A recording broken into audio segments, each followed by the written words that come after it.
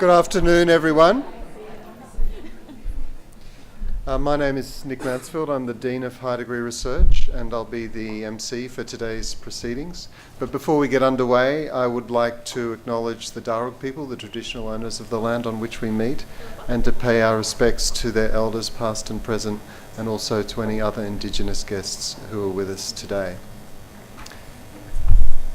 Just a little word about the order of proceedings today. What we'll do is that, led by Professor Piper, we'll give a presentation on our new Bachelor of Philosophy, Master of Research program.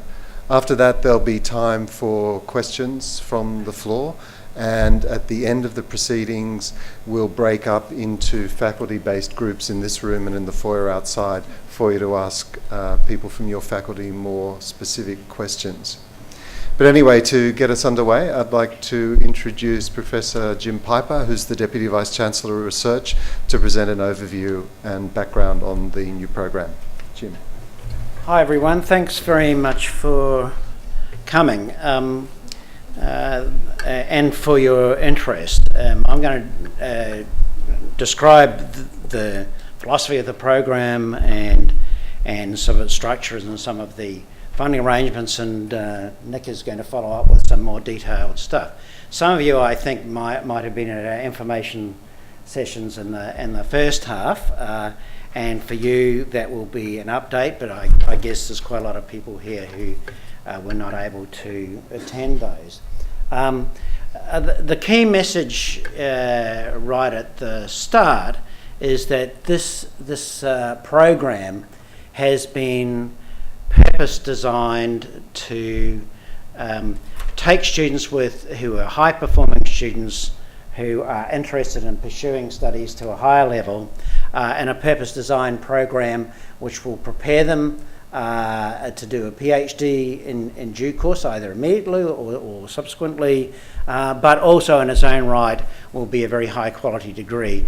And the key thing about this program is that it matches the international standards that are now applying throughout the Northern Hemisphere. And I'm going to refer a little bit about that. People would be familiar with the current honours degree structure. It's not that the honours degree, that's the one-year add-on honours degree, is not a good degree. It is, but it is very restricted in its nature, and our experience in recent times has shown that it's not a particularly good preparation, either in terms of the depth of advanced study in the discipline, or indeed for undertaking a major research project like a PhD. And what we've done is purpose design this degree. This is the first such degree in Australia, and so typically with Macquarie we're sort of out front creating new things that we are going to give the best value to our students. But there is this has created enormous interest across Australia, and in front of a lot of witnesses here, I guess I'm not chancing my arm terribly much by saying the majority of the major universities in Australia will be following this lead in quite a short time. So I'm going to tell you a little bit. I tried to think of a trendy title, but it's actually what this is about. It's about the introduction of international standard 2-year research training pathway at Macquarie University. And you'll see there are two packages, BPhil Emirates and Emirates Master of Research. And I'll explain why that is. I think this is the one. There we go. So what's the motivation for the change? And I've mentioned that at the moment about a quarter of people commencing PhDs in Australia and in this university come from honours degrees. The other 3/4 come from typically master's degrees, and actually about 40% of our students are international students. And of course they do primarily take master's degree because Australia is the only place that has an honours degree in the way we know it, and that's one of the difficulties. So the BPhil Emirates and the Emirates are actually identical programs, And as I'll explain to you, there are just two manifestations of it, depending on whether you're a domestic Australian student, citizen or resident, or whether you're an international student. The two programs are actually identical, and as I explained, the reason for them in slightly different packages is in order to comply with Australian government funding rules. That's the only difference. So they're identical two-year programs providing a broader and deeper knowledge of disciplinary content and a purpose designed to progress to a PhD. One of the criticisms internationally of Australian PhDs is that although we have prepare our students with absolutely excellent research skills and in fact typically high independence of thought by the time they complete a PhD, the underpinning of students in terms of advanced study in their discipline is much weaker than European or North American degrees. And that really matters down the track for careers, particularly in an international market. It actually quite strongly affects choice too, and internationally about whether people try to choose to go to the United States, for example, or come to Australia. So you get much greater depth and breadth in the area. And as you'll see, for example, and I'm a physicist, so apologies in advance, but if you're doing physics, you need a broad background of understanding in the various parts of physics before you really start to focus on your particular area. So you might be interested in doing laser physics, which is a fascinating area, of course, but in preparation for that you might expect to be doing quite a lot of broad study, and that applies in ancient history, as you'll see examples of that. You may want to be an Egyptian or a Roman or a Grecian, for example, but you actually really need to know quite a lot about the broad areas before you make that choice. It will provide a highly structured approach to research training. One of the difficulties at the moment is that either an honours degree or a coursework master's is relatively weak in preparing people to do a major research project, and the consequence of that is the completion times for PhDs are quite long. In fact, the government only funds domestic students for 4 years, and the average completion rate for domestic students full-time is somewhat over 4.5 years. And that's too long. These days you have to complete on time, have publications, because that gives you a competitive edge. So a lot of this is about having a program that makes sure overall people complete in less time than is currently. So a really good approach to structuring that is very important. At the moment, if you start a PhD, your supervisor has to deal ad hoc with you as an individual, might have 2 or 3 other students at different stages of preparation and development too, and that is actually relatively inefficient, and of course there is variation amongst supervisors about how well you might have a preparation in the current first year of a PhD, and a lot of this is about sort of getting what we, in our experience, believe is the right thing for a person commencing a major project to get in a much more efficient and structured way, and where you're working with a lot of other students going through that process rather than as an individual. So these degrees, however, will in their own right demonstrate a very high level of achievement. So someone who completes the MRes would find themselves in high demand and at a significant advantage against your normal graduate in the employment market. So not everybody will go on to do a PhD immediately, or even later, or possibly even ever. But that degree will be a symbol of really high achievement. One of the things that I mentioned, if you start as a PhD student, if you're lucky, you might be in a big research group where there are a lot of PhD students and work with them. And that happens often in science, but it's not guaranteed. In other areas of the university, it's often quite a lonely experience, working on your own. And one of the great advantages of having this program is you've been working with a whole cohort of other students. If you're if you meet people going through US PhDs, they'll always say, I was in the class of 86 or something or other, and they know all those people who went through at the same time. And that's quite important to engender that, and it creates a much more vital and integrated intellectual climate in the program. So it's a more exciting thing to be doing with other people.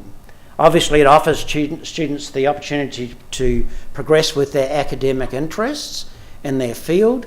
Many people, of course, go on to do professional coursework degrees, which are vocationally oriented. But until now, there hasn't really been that program which really focuses on, I'm really, really interested in ancient history. I really want to take that to a higher level. I'm really interested in astronomy or molecular biology or conservation or whatever it is. So it's an opportunity to go much further in your field. Importantly, this new structure, which would be a 2-year research training program, the Masters, followed by a PhD, exactly matches the European system, which is often called the Bologna system, 2+3, which is the standard progression in Europe. But it also matches the US PhD, which is actually a 5-year PhD, but which always encompasses quite a significant amount of coursework in the first 2 years. Often acquiring a master's on the degree is not always this, true US universities, but in most cases acquiring a master's degree before you go on to the major program, and that's a 5-year PhD. So it's basically the same, and as you will see in this, the program actually prepares you to do a major research project, and you start off by doing the first part of that.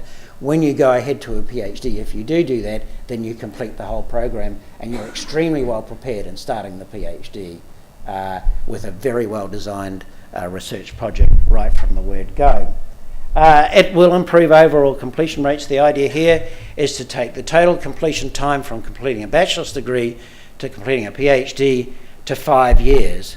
At the moment, it's somewhere between, on average, 5.5 and 6 or even 7 years. Because if you do a coursework master's first, that takes 2 years, typically, if it includes a small project, plus a mean completion time of 4.5 years if you're an Australian domestic student.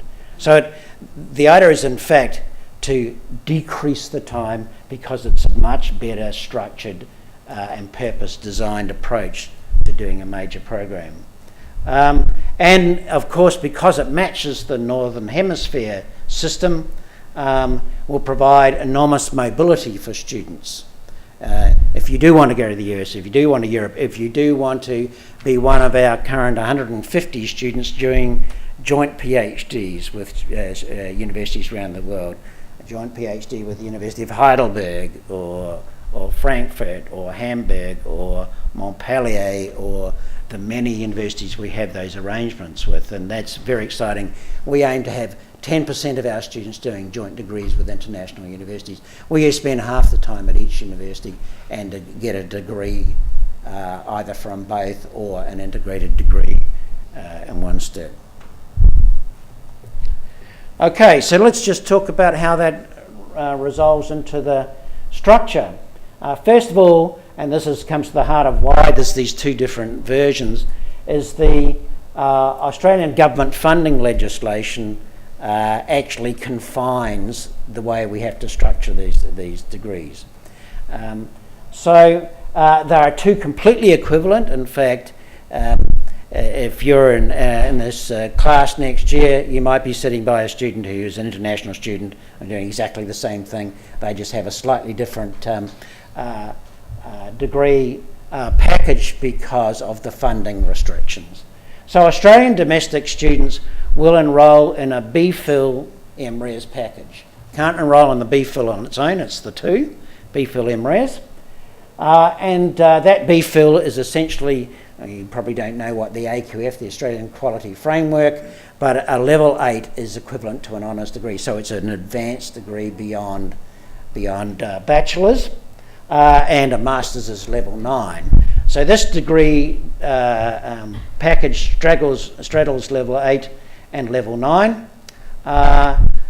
And it's important that, and this is a part of the requirement, that people, that domestic students enrol in that, they are in fact enrolled in that BPhil component for the first year, and it's because of that that the Australian government actually pays for the student place, which is important, because if we didn't have that funding, we wouldn't be able to offer the program.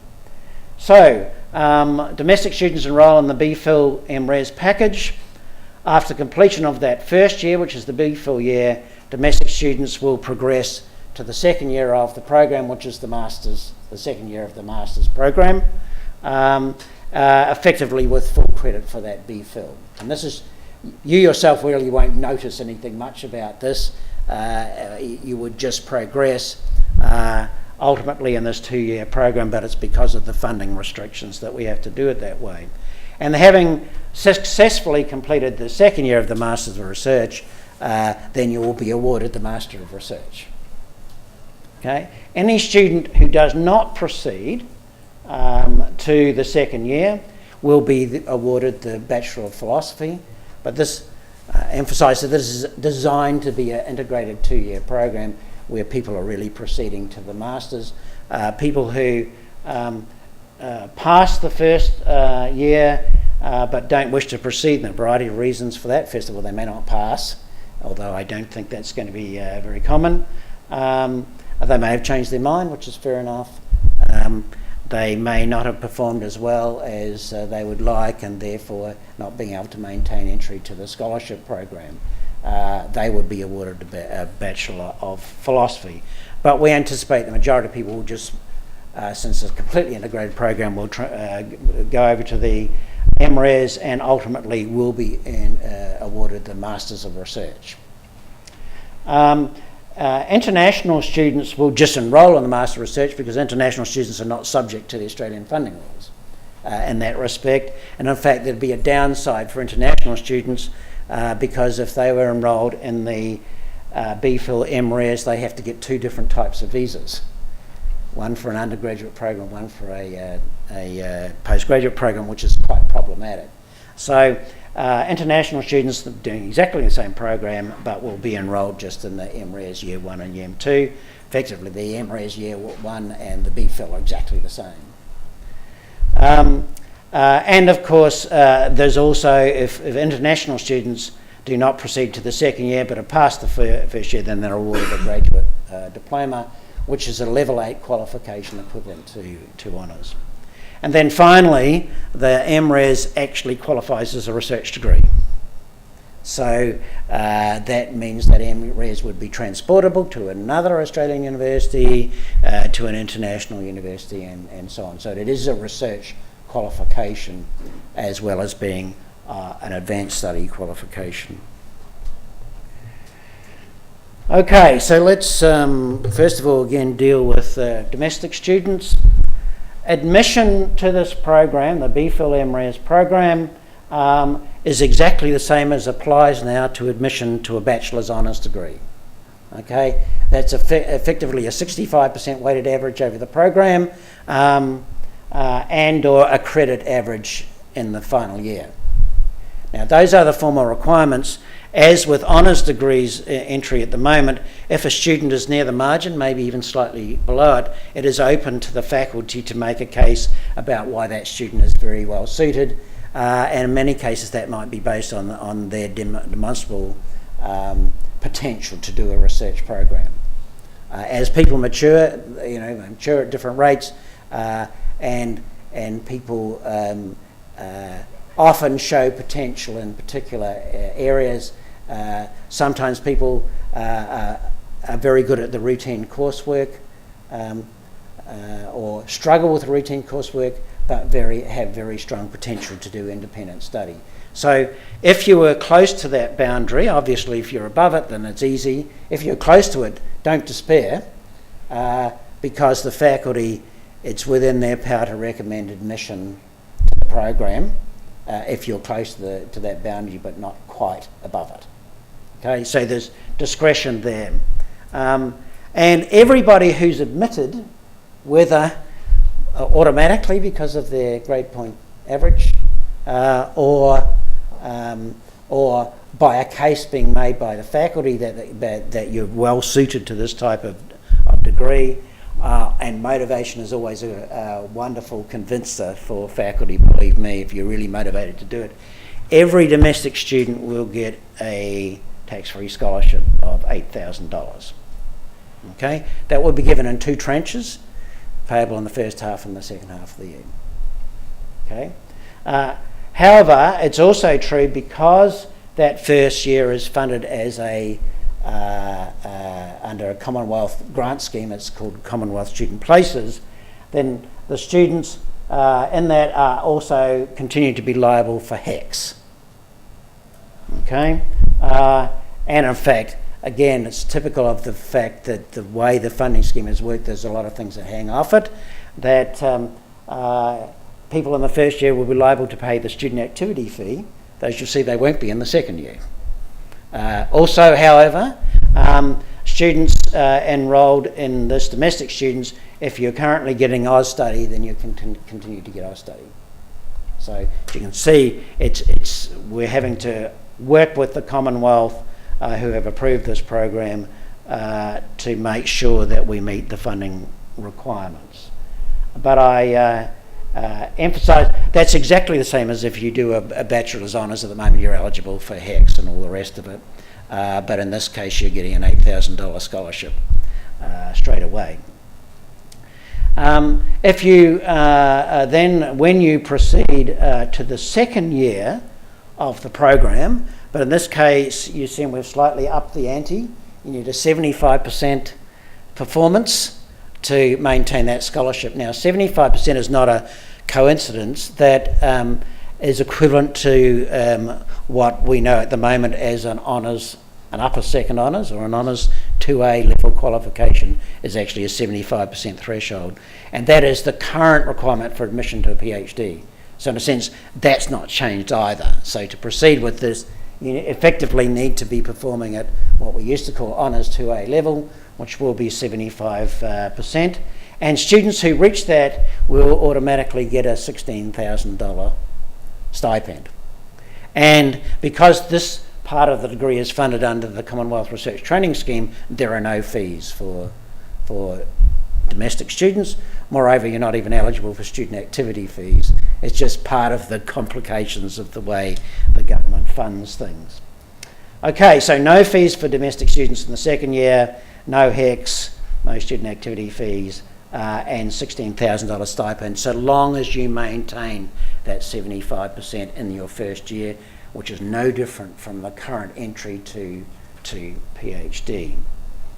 And then ultimately, however, if you're a student who's already done an honours degree or a professional coursework masters, or you may be in one of our current 4-year honours packages, like for example BPhil, which is by far our biggest 4-year honours package, but there are others too: engineering, law, education, I think, and there ultimately may be others as well.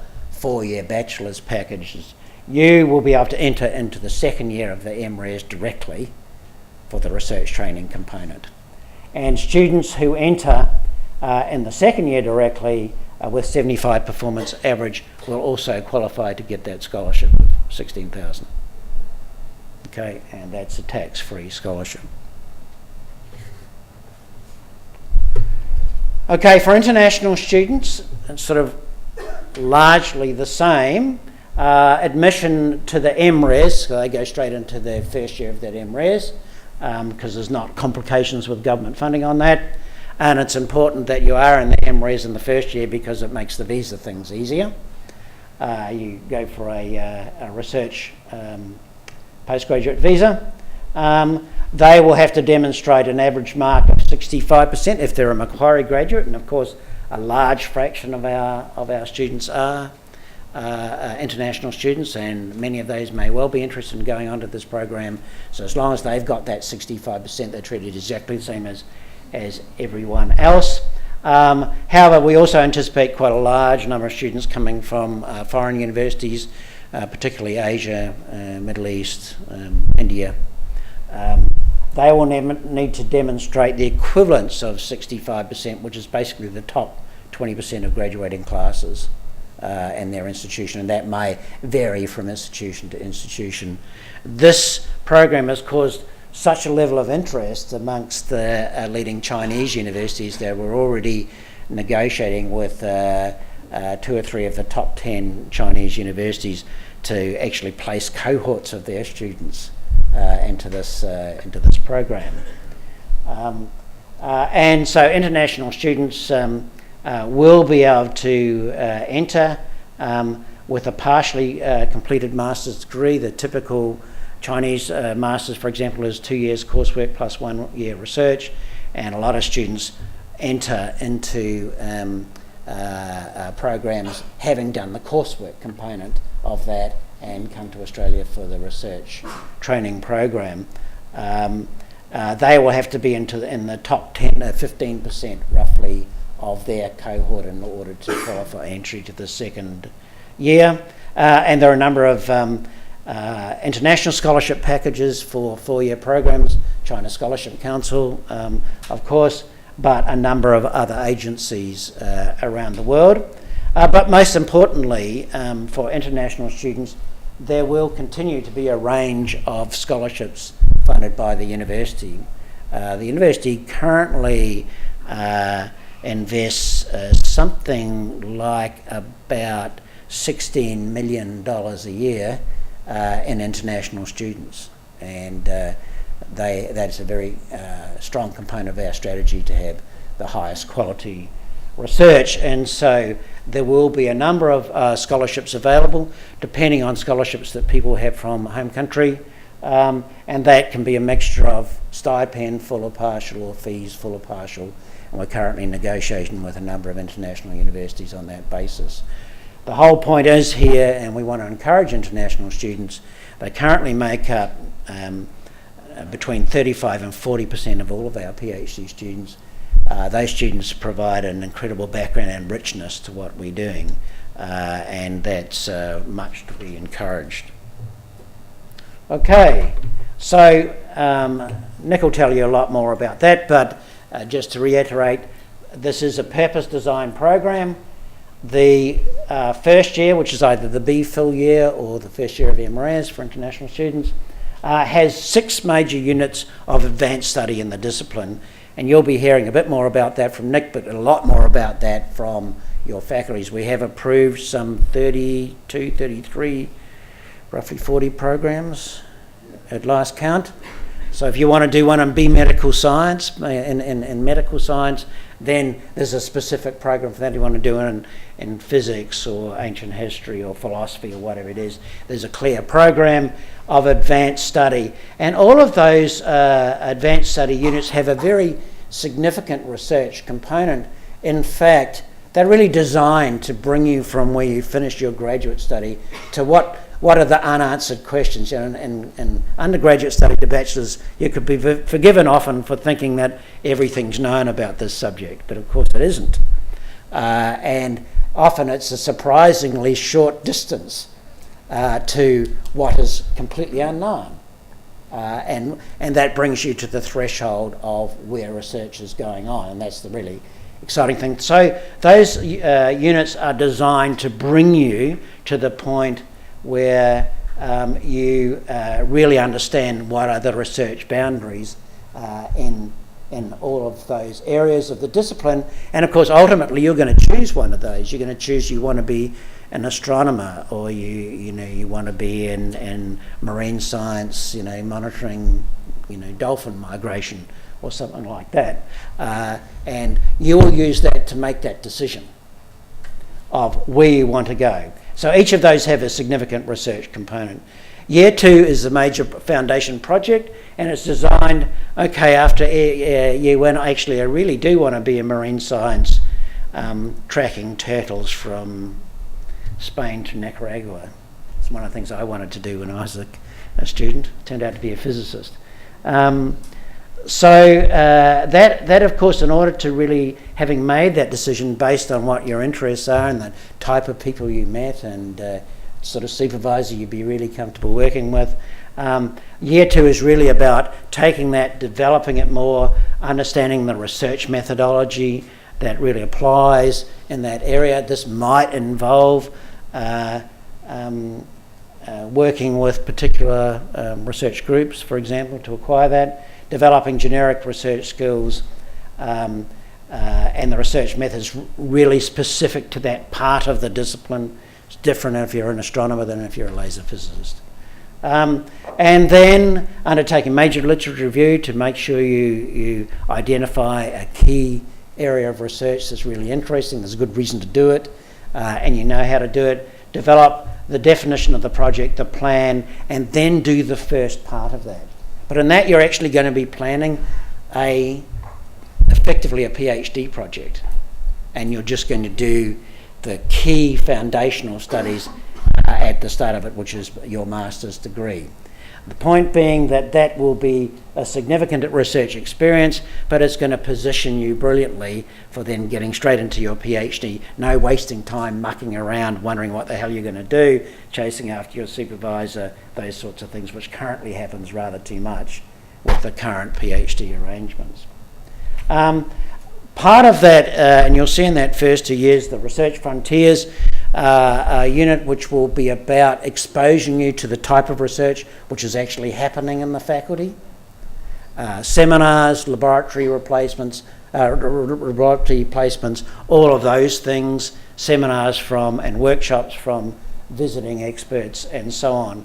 And the key thing of research communications, how to communicate your research, how to communicate why it's important. Most of you maybe not yet have heard about the 3-minute thesis competition, which we have annually, where PhD students need to get up and in 3 minutes and 1 PowerPoint overhead explain why we should be interested in their project and what they're going to do about it and what the outcome's going to be. That's a fantastic program. And a lot of research communication is about understanding how to project that, because part of doing research is making sure people can understand why it's really worthwhile doing and why you've got a fantastic outcome. So that's the program. Nick will tell you a bit more about that.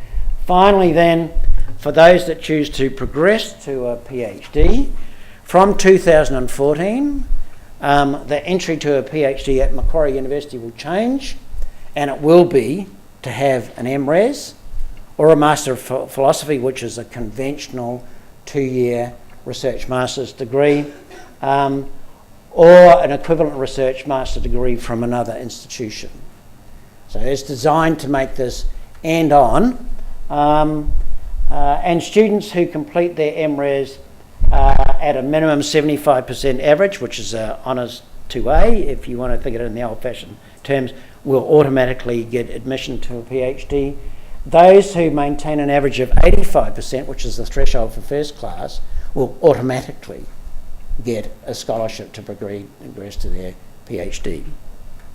Okay, so that's going to streamline things. There'll be a level of certainty about that, whereas at the moment it's a highly competitive process involving a lot of ranking, and at the moment to get a Australian Postgraduate Award or a Macquarie Research Excellence Award, you actually have to be a middle first in order to get there. So we're setting those standards very, very carefully. Ultimately, also international students who meet those goals, there'll be a number of, quite a substantial number of international research scholarships. We give more than 100 a year, research scholarships to proceed to PhDs from international students, and actually we give 175 domestic students PhD scholarships. Direct entry into the PhD, which will now be a 3-year PhD, will only be given to those who have demonstrated absolutely the equivalence of the research masters. And in many cases for international students, that may depend a little bit on their demonstrated communication skills, particularly English communication skills, in order to get that direct entry, because we have to be 100% certain that you are extremely well prepared and can knock off that PhD in 3 years, because that's totally in your interest. It's a competitive world out there. You need to complete your PhD quickly. And even for students who do get direct entry, we'll have two packages, one for 3 years if we're absolutely convinced that the person has the absolute equivalence and excellent communication skills. If students appear to be a little underdone on their preparation, including their communication skills, we will have a 3.5-year package for those also with associated scholarships. And as I mentioned before, we have more than 60 universities worldwide that we have joint PhD programs with. This is a very exciting opportunity where people spend typically half their time, 2 years here and 2 years in Edinburgh or St Andrews or Bristol or Heidelberg or Hamburg or Helsinki, Lund, Copenhagen, across the United States, and a large number of universities in China. It's a very exciting program, and this will set you up absolutely perfectly for that. One of the big difficulties we've had is in matching where people are, because the systems have been so different. So that's the end of my formal presentation. I'd just like to say you can see, particularly with the scholarships, that this is a big investment for the university. And you might say, so why are we doing it? Well, the key thing is that modern universities, and Australia is the number one modern university. Macquarie is the number one modern university in Australia. That's universities less than 50 years old. We're number one. We're in the top 200 universities in the world in science. And the quality of that is very much about the reason we managed to get there is very much actually about the quality of the students who are doing postgraduate research. We have more than 2,000 students doing PhDs, and those people are intimately involved in our research endeavour. So research students are of enormously high value to the university, and we invest very substantially in the research program. And this new program, which is even more expensive because it involves all these scholarships actually for 5 years rather than 4, is an indication that we want to invest in our best students. Sometimes we might be accused of investing a lot in our not so good students. That's important also, but in particular we want to invest in our best students. The number of students doing honours degrees has been dropping quite rapidly across the country and also at Macquarie. We want to reverse that. We want to have many more students working at the highest level in their discipline, and that's why we're making that investment. So our target is to actually increase this program, and though it will potentially stress the budget, the more successful we are with this, the more successful you're going to be in your programs, because this ultimately really contributes to the prestige of this university and the prestige of your degrees. And you will find Macquarie graduates worldwide are highly regarded now, particularly our research students, and I think as a cohort, this new program, which is the first one in Australia that really moves wholly to the international standard program, you will find enormous acceptance of this program when you get through. So I look forward to many of you participating in it. Thank you very much.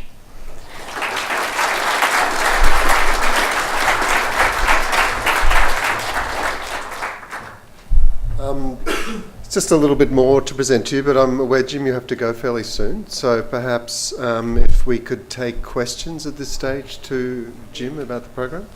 Are there any questions to me? Nick and other people will be here for an hour or so. Yeah. But if there are any questions to me about that structure and so on. Oh, by the way, I should have said, because I got a question yesterday on the email about part-time. Yes, this program is available part-time for start of year entry. So if anyone is interested in doing this program part-time, so long as they start at the start of the year, that's fine. I think we've got a question here. You? Yep. Hang on, let someone just wait for the microphone. All right, there we go. I have a question about international scholarships. Yes. Where can we find out more information about that, about who would be eligible and... Okay, so you'll find that ultimately on the High Degree Research Office website and the MRES website. At the moment, when you look it up, you'll see a rather bland statement, which says scholarships are available, full or part stipend, full or part fees. And obviously we're doing that because we're currently at the moment negotiating with particular universities. It's going to depend very much on your circumstances, and we're still working through that. I think the key thing is to register your interest, and particularly, so you might be your current Macquarie student, I imagine, and we'll be looking at particular classes of students like that. So clearly a high-performing student who wants to go on to do honours will be looking at that very carefully. So the key thing is to register a name, looking at, we're working through that. It's actually very complicated, as you imagine, because we get students from all over the world and they've all got different backgrounds and so on. But suffice it to say, as I said, we invest more than 16 million a year in international students. We've just announced, or about to announce, a major program with India, where we will be putting 3 million a year into scholarships for students working there.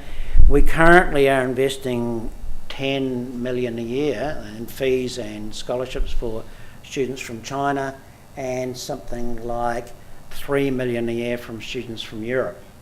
So it's a big program. We're really in the business of attracting top quality students. So if you're interested in your performer and you're currently Macquarie, we've already had some discussions about a particular package that might apply to our own students going on. So it's a good question. Obviously, for students coming from outside Australia, they have access to quite a lot of country of origin scholarships as well, and clearly the more students we can have on those scholarships, the better. We actually have something like 200 students that are actually co-funded. If you're, for example, ultimately moving into joint programs, and we will actually have some joint masters programs too, then there's some incentives in quid pro quo in that. So all I can say at the moment is keep your eye on the thing, but register your interest, and in particular your background, because we really want to identify cohorts of students that we, and obviously you're part of a cohort that we're particularly warm to try and make sure that it works for you. Yes.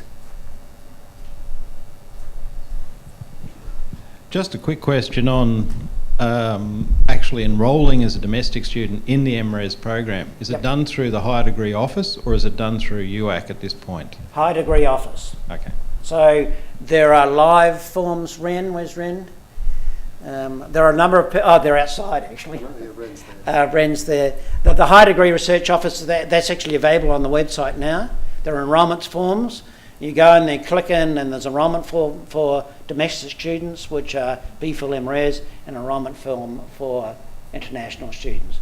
So it's all through High Degree Research Office. So it's sort of much slicker, because it's local. There was another question. Okay. Oh, sorry. Yeah. Well, move on over here. Sorry, Jim. I'm Ren Yi. I'm the Director of High Degree Research Office.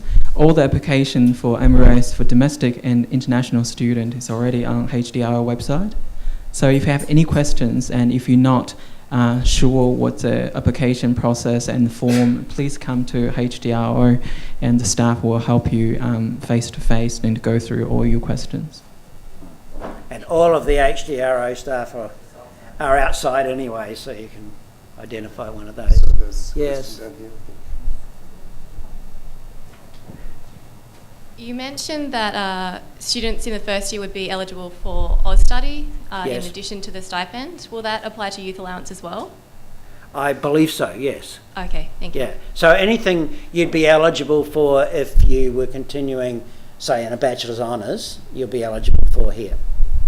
And that's one of the things we've had to be quite careful about in this funding package, because The reason, academically, most universities in Australia want to do this. The difficulty has been working with the Commonwealth to get the funding sorted out. And it's a little bit complicated at the moment. Within 2 years, I believe the Commonwealth will completely change it and fund it as a more routine program. But we're being very careful to make sure that any entitlements you have as an undergraduate student last for that BPhil year. So there's another question at the back there. Thank you for the presentation, for clarifying a lot of my questions. But what I'd like to ask is, I'm in the position of switching disciplines. I've done a master's coursework degree in a science area, and I'm switching over to Japanese literature. I have been doing some Japanese undergraduate subjects. In my case, the thought of going through epidemiology again and research methods doesn't really excite me. Is there any way I can get around that? You certainly ought to speak to, we have a number of academics and directors outside, and when you go into the faculty breakouts, I think you can address that question. We're always in the business of looking at individual circumstances. For example, people who've completed an honours degree, either another university or here in the past, or even one of our 4-year things, come in with a particular, they actually have a bit of a combination of research and coursework. And we clearly have to deal with the fact that they don't exactly have the same as what we're teaching in the first year. So there will be a bit of flexibility in exactly the content. The key thing is by the end of the MRes, you're absolutely positioned to knock down a PhD in 3 years. That's the goal. And we're very used to the fact of having to deal with a bunch of sort of different circumstances and mix and match as necessary. Oh, good, thank you. And I've got the enthusiasm. And I brought a student who'll be doing a PhD in 10 years' time. He just has to finish primary school. Okay. Well, put the MQ tattoo on him right now. Okay, Jim, another one over here. Yeah. With regard to the full-time, part-time situation, do you have to commit to one or the other for the whole term, the whole 2 years, or 4 years as it would be? No, you don't. We know circumstances change.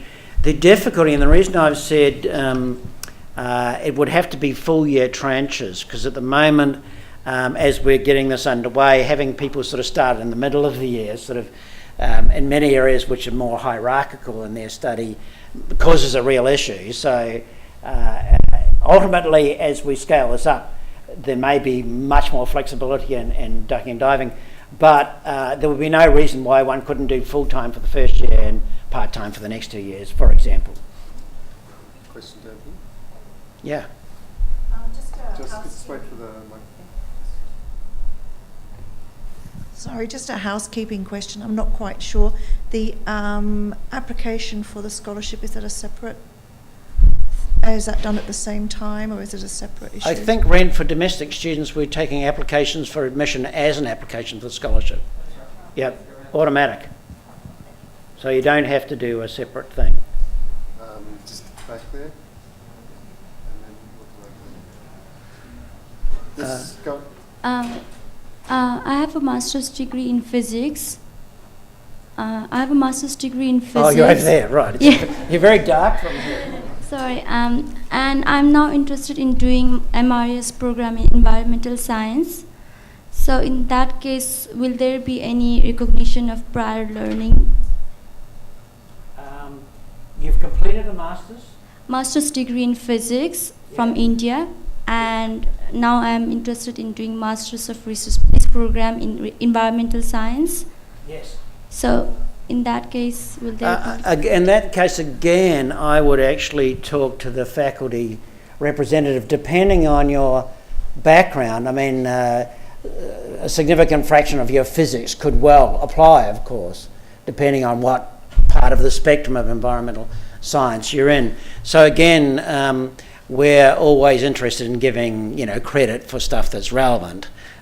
You would certainly need to do the second year entirely, because that's about developing the research project. But in terms of the first year and the coursework components, clearly research communications and so on is part of it. But in terms of the coursework, it's a matter of seeing what you've done in detail and how that matches to that particular program, and that particular program is reasonably well defined in terms of the background that you need. So again, it's a matter of talking to the faculty representatives on that exact issue. Thank you. You're welcome. Just take two more questions. There's one here. Actually, this will be our last question because Professor Piper has to go. Yeah, the VC's waiting for you, man. I can't be late.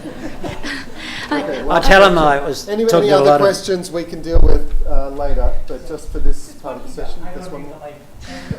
This first year and second year, you are completed, and if you are not proceeding with the PhD, the BPhil, for example, the BPhil for international students for graduate diploma, is it recognized in other part of the world at present moment? Okay, the intention, of course, is that people do the 2-year program. The BPhil is a new qualification. The BPhil is quite well known internationally as representing as a postgraduate, post-bachelor's degree. So internationally, the BPhil, and that's why we chose the name Bachelor of Philosophy. So Oxford and Cambridge, that is a postgraduate degree, and that would be recognised, and certainly it will match, and in fact we're going through that process at the moment with TEXA, which is the tertiary education quality stuff, so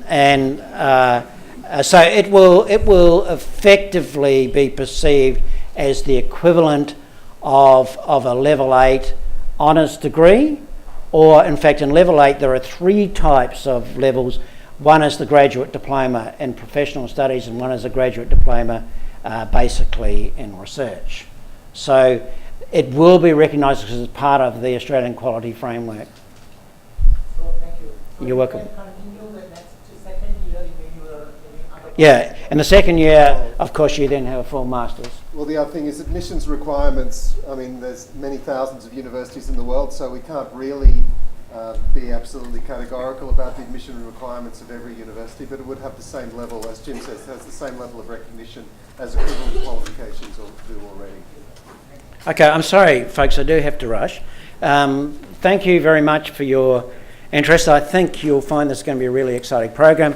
The staff are really energised about this program, and I can tell you there's very, very strong support at the federal level for this type of program, and a number of other universities are looking on rather jealously at our ability to really springboard this program. And I think you can be extremely confident that this will be a high quality and well recognised program. Anecdotally, honours degrees have been quite well established in Australia, but they're really quite unknown elsewhere. And if you want to transfer to and do a PhD at Oxford or Cambridge or Harvard or Yale or something, actually the honours program is just not recognised at all. My daughter just finished a DPhil at Oxford University, and her first class honours degree from Sydney University, which is very good prizes, was not recognised. She was forced to redo a master's program. So this is really about moving us to international recognition, and I can tell you that the universities that we're working with, I'm off to China again in a week, and Europe later on, those universities are extremely keen and already saying, hey, can we do stuff where we have joint masters with you, because it so matches now what our system is. So that offers, I think, some extremely exciting opportunities for you, our student.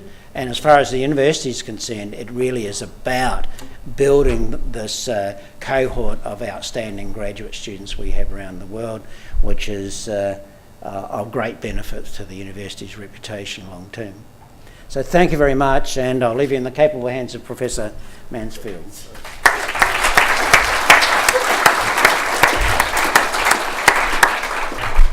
Thanks very much, Jim.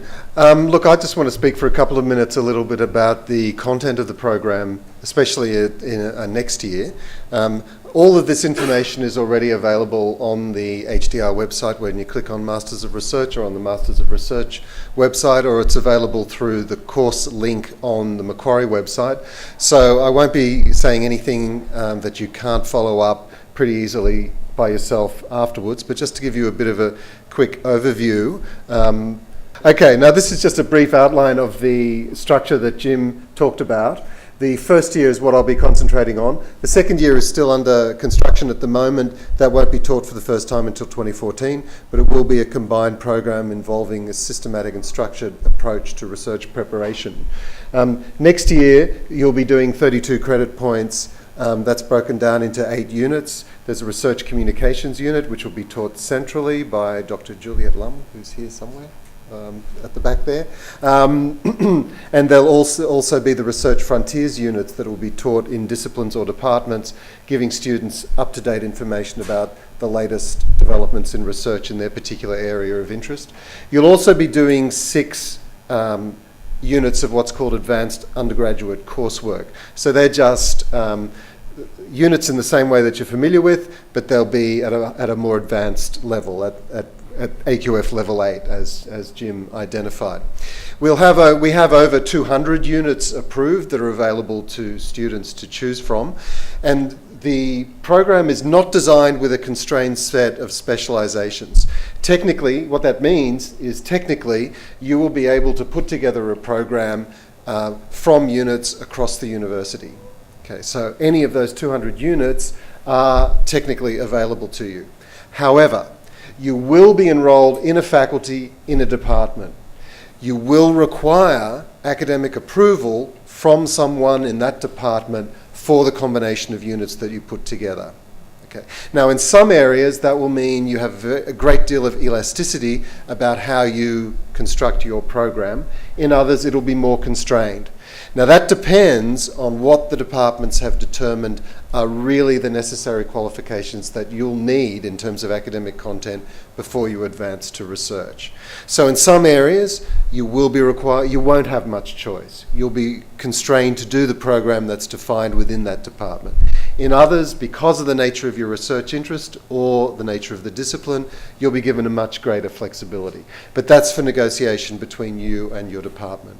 For example, if you wanted to advance in the medical area, you can't be just allowed to do any number of units in sociology or media or whatever that interests you. You really will have to do fundamental units that will prepare you to become a researcher in that particular area. Okay, but that's all for negotiation on a case-by-case basis. Now, where do you find more information about the particular units that are available? If you go to the course link or through the MRes page, you will see a number of different templates that suggest a variety of units and how you could put them together. Now, the example that's given here is linguistics. Now, as I said, this isn't absolutely set in stone, but we assume that the majority of people will already be committed to a discipline. They'll already know what area they want to pursue in terms of their study. So what they're interested in is what's going to be available in that particular area. They might pick up a couple of units from elsewhere, but predominantly they'll be interested in what's available in that unit. Okay, what we have here is a set, it's how you would put your program together. So you'll do the research communications unit, you'll do the research frontiers unit, then you'll choose your 6 units of disciplinary content. Administratively, linguistics is in the Faculty of Human Sciences. They have generic names for the units, but within those units, in each particular disciplinary area, you're given a list of options that you can choose from. So you choose from that list on the right.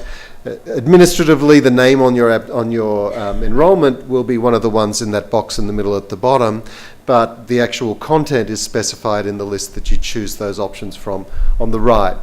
All of that's just an indication of what you'll find when you go to the Course Finder website and how to look through the particular options that will be available to you in a particular discipline. After I've finished, we'll be breaking up into individual groups clustered around faculties. You'll be able to pursue some of these questions in more detail, or you can do that with individual academic advisors in departments later.